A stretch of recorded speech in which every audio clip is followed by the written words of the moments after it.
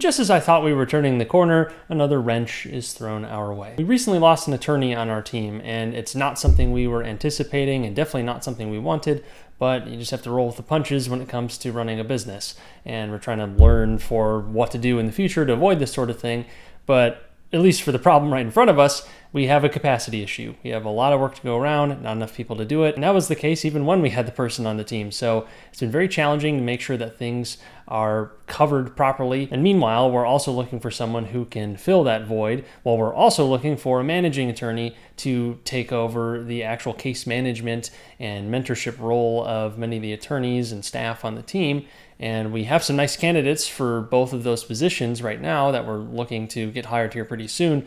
But it's challenging because not only do you have to find the right person, you're also trying to deal with all the cases that are ongoing and making sure that those are still served properly. And at the same time, it's not like we have a bunch of profits to throw at the issue, so we have to be really, really careful in what we do. Then the next question is, how much time can we really wait around to fix the issue? It's yet another challenge in trying to scale this operation. I'm confident we'll be able to get through it. It's just a matter of when and at what cost. And it's very much not fun in the meantime. I'll get back to the law firm at the end of this video, but I did want to talk about a major update with the steam cleaning business, or at least a potentially major update. At the time that I'm filming this video, we haven't actually sold the business yet, but it's looking like we have a buyer who's very interested in doing that, and it sounds like we're going to be able to close this in a matter of days, but we'll see what actually ends up happening. I am very excited for that to actually happen, just so I can stop focusing on this thing and can just focus all on the law firm. And I can also cut off some of those losses that we've been experiencing for so much time over the last couple of years now. But as it stands, it looks like this will get sold by early October, but we'll see what actually ends up happening,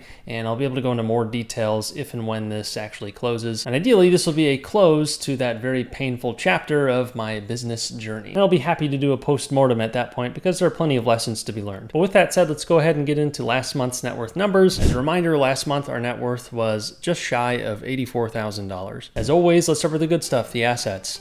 I did adjust the steam cleaning business equity a bit, kind of factoring in for what I think this deal will end up being, net of the credit card debts and other debts that are on the business at the moment. So that would leave us with something like $31,000 in value if all goes well, but I'll get back to that if that actually happens.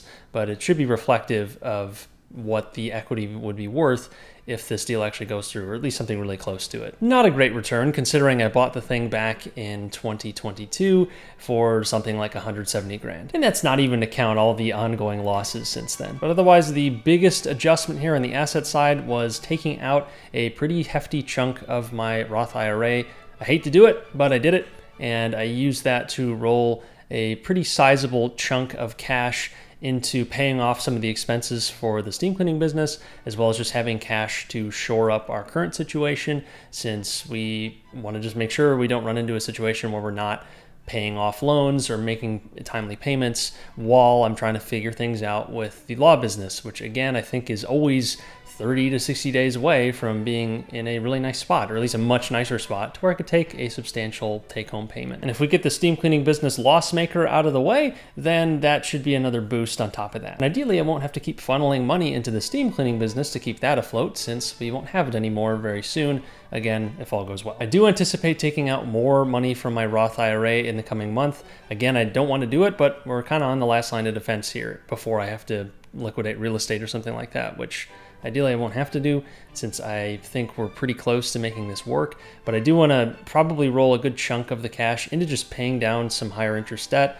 especially on the steam cleaning business side of things. There's some credit card debt in there, and also I could roll it into the law firm to reinvest that into marketing if and when we hire another person and have our capacity back up. So there's a lot of things that cash could be used for right now. And as much as I don't want to dip into the retirement account, it's extremely uncomfortable. At the same time, it's a choice between whether I want to keep betting on myself as I learn more and more in what's really been a very condensed period of bringing on a ton of people, of doing a ton of work on the law firm side, to where I feel a lot more comfortable going forward in putting money into this thing and in trying to stretch this out a little bit longer in the event we do need a couple extra months here, given this hiccup we're going through. And to be clear on what I think the actual worst case scenario is here, I don't think it's bankruptcy, because there's a lot of things that could be cut before that point. I don't want to cut them by any means, and that's why I'm dipping into these assets and whatever I have left to try and make things work. But if I needed to downsize operations just to make them leaner and meaner, and maybe we can't scale nearly as quickly, but at least we can be profitable, we are able to do that. And I know how to do that now since I've been running this thing for really a year since we've started hiring people. It's been less than a year since I was solo, and we're now at 11 people on the team, including myself. So that's a ton of growth to absorb in a short period of time. And I've never run an operation like this. So I've learned a ton through this year just doing that alone. That's before we talk about the steam cleaning disaster and anything else. But those lessons are going to pay off in the future. It's just how soon will they pay off, and will it be before we have to go through any more reserves? And I'd really say we're 2 to maybe 3 hires away from being in that spot, or at least a much more comfortable one, where I can really focus a lot more time on selling and growing the business, whereas the other people who I would have hired would be able to handle the caseload and being able to serve clients well in a way that upholds our standards and keeps our reputation high. None of that will be easy, but it should be very achievable. And as of now, between credit lines and the assets we have here, we still have some room to fall if we really needed to. Again, I don't want to, but it's there. But in total, that leaves us with $1.189 million in assets. And now onto liabilities. Not a whole lot to update on here other than just making payments on all of these loans. So the balances should have all gone down here, or at least a little bit went down. So if we go over to the debt pay down side of things, you could see that we paid off about $4,000 on all of these loans. And that was almost entirely from making minimum payments, maybe with a little bit of extra thrown in here and there. So good to see that. Still very positive on the net growth of our debts in 2024, when I would have liked to have had quite a bit of debt pay down by this point.